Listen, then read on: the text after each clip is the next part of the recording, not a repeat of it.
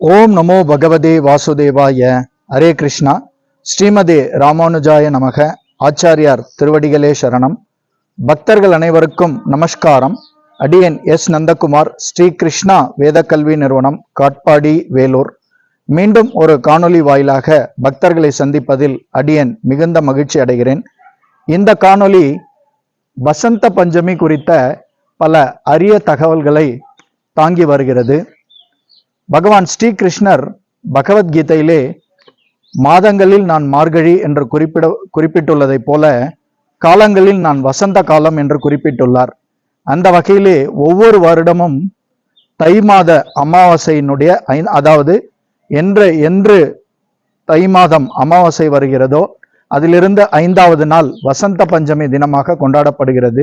இந்த வருடம் 2/2/2025 ஞாயிற்றுக்கிழமை, அதாவது பிப்ரவரி மாதம் 2ஆம் தேதி 2025ஆம் வருடம் ஞாயிற்றுக்கிழமை வசந்த பஞ்சமி தினமாக கொண்டாடப்படுகிறது. இந்த வசந்த பஞ்சமி விழா வட இந்தியர்களால் மிகவும் விசேஷமாக கொண்டாடப்படும். குறிப்பாக மாயாப்பூர் மற்றும் பிருந்தாவனத்திலே இந்த வசந்த பஞ்சமி விழா மிகவும் கோலாகலம். ஏனைய அனைத்து பக்தர்களாலும் சுப நிகழ்ச்சிகள் மூலமாக இந்த விழா கொண்டாடப்படும். அதாவது தனிநபர் இல்லங்களிலே நடைபெறும் திருமணம் மற்றும் நிச்சயதார்த்தம் போன்ற நிகழ்ச்சிகள் மட்டுமல்லாமல் கோயில் குடமுழக்கு விழாக்கள், அதாவது கிரக பிரவேசம் தொடங்கி திருமணம் மற்றும் திருமண நிச்சயதார்த்தம் மற்றும் கோயில் கும்பாபிஷேகங்கள் என அனைத்தும் இந்த மங்களகரமான நாளில் நடைபெறும். வசந்த பஞ்சமி என்றாலே நம்முடைய நினைவிற்கு வருவது மஞ்சள் வண்ணம்தான். ஆம், மஞ்சள் வண்ணத்தில் பூக்கும் பூக்கள், மஞ்சள் நிறம் கொண்ட வஸ்திரங்கள், இவையெல்லாம் அன்றைய தினம் மிகவும் விசேஷமான ஒரு வண்ணம். மஞ்சள் ஆடைகளை உடுத்தி மஞ்சள் வண்ண மலர்களை பகவானுக்கு உடுத்தி பகவானுக்கும் அந்த வண்ணத்திலே மலர்களை சாத்தி பகவானை சேவிப்பது அன்றைய தினம் பக்தர்களால் சேவிக்கப்படுவது ஒரு வழக்கம். கலைகளை கற்பதற்கு ஆரம்பிப்பதற்கும் இந்த நாள் ஒரு உகந்த நாள் என்று சாஸ்திரங்கள் கூறுகின்றன. அன்றைய தினம் சில பக்தர்கள் சரஸ்வதி தேவியையும் பூஜிப்பார்கள். கலைகளுக்கு அதிபதியான சரஸ்வதி தேவியையும் பூஜிப்பார்கள். இந்த வசந்த பஞ்சமி நாள் வித்யா ஆரம்பம் என்றும் கூறப்படுகிறது. இந்த வசந்த பஞ்சமி நாள் வசந்த காலத்தினுடைய துவக்க நாள். இந்த காலம் அனைவருக்கும் பிடித்த ஒரு காலம். காரணம், மிக வெப்பமும் மிக குளிரும் இரண்டுமே இல்லாத ஒரு காலம். அதிக வெப்பமும் கிடையாது, அதிக குளிரும் கிடையாது. குளிர்காலத்தினுடைய முடிவில் தான் இந்த வசந்த காலம் துவங்குகிறது. அதுதான் அந்த துவக்க நாள் தான் நாம் ஏற்கனவே குறிப்பிட்டது போல வசந்த பஞ்சமி என்று அழைக்கப்படுகிறது. அதாவது பூக்கள் பூத்து குலுங்கும் காலம் இது. நாம் ஒரு வழக்க மொழியிலே உன்னுடைய வாழ்க்கையிலே வசந்தம் வீசுகிறதா என்று கேட்போம். அப்படி என்றால் மகிழ்ச்சி, அளவு கடந்த மகிழ்ச்சி, ஒரு நிறைவான மகிழ்ச்சி நிறைந்த வாழ்க்கை என்ற அர்த்தம். அதுதான் வசந்த காலம் என்றாலே அனைவருக்கும் பிடித்த காலம். ஏன், பகவானே காலங்களில் நான் வசந்தம் என்று குறிப்பிட்டுள்ளார்.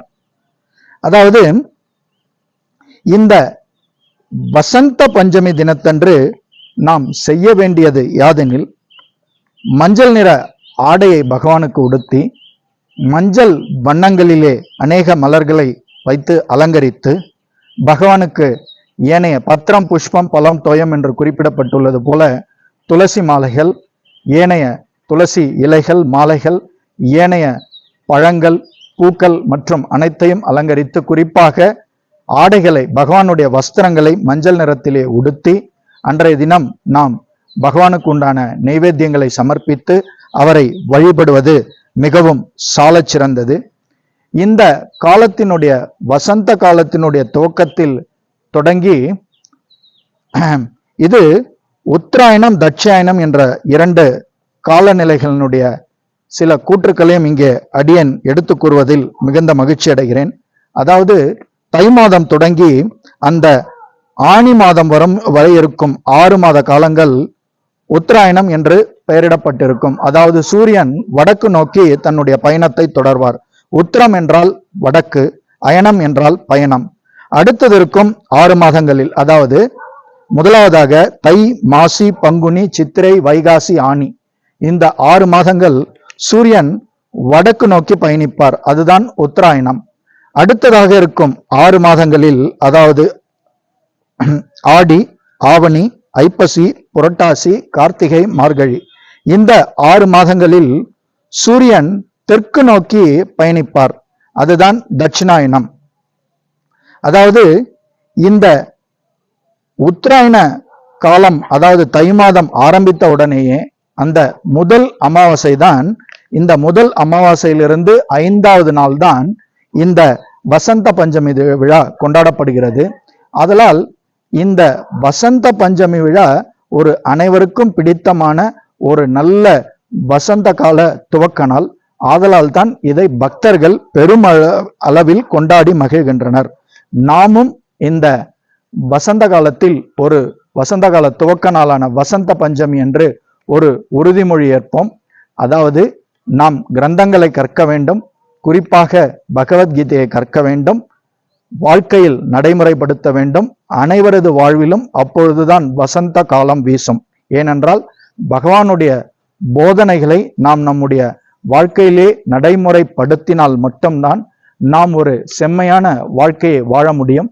ஆதலால் தான் இந்த வசந்த காலம் என்பது மிக மிக ஒரு முக்கியமான காலம். குறிப்பாக குழந்தைகளுக்கு அன்றைய தினம் நீங்கள் கல்வியை கற்றுக் கொடுக்க துவங்குங்கள். அதாவது சிறு பிள்ளைகள், அவர்களை நாம் பள்ளியில் சேர்ப்போம் அல்லவா, விஜயதசமி என்று அழைப்போம் அல்லவா, அதே போல்தான் இந்த தினமும் மிக மிக ஒரு முக்கியமான ஒரு தினம். இது வட இந்தியாவில் வித்யா ஆரம்பம் என்றே கொண்டாடப்படும். அவர்களுக்கு இந்த நாள் தான் விஜயதசமி நாள். அதுபோல நாமும் குழந்தைகளுக்கு கல்வியை கற்றுக் கொடுப்பதற்கு சிறு குழந்தைகளுக்கு இந்த வசந்த பஞ்சமி தினம் தன்று துவங்குவோம். பெரியவர்களும் கிரந்தங்களை கற்க வேண்டும். குறிப்பாக பகவத்கீதையை நன்றாக பகவத்கீதையை கற்று நமது வாழ்க்கையில் பகவானுடைய அந்த கோட்பாடுகளை நடைமுறைப்படுத்தி அனைவரது வாழ்விலும் வசந்தம் வீச நாம் உறுதி ஏற்போம் என்று கூறி இந்த காணொலியை அடியேன் நிறைவு செய்கிறேன்.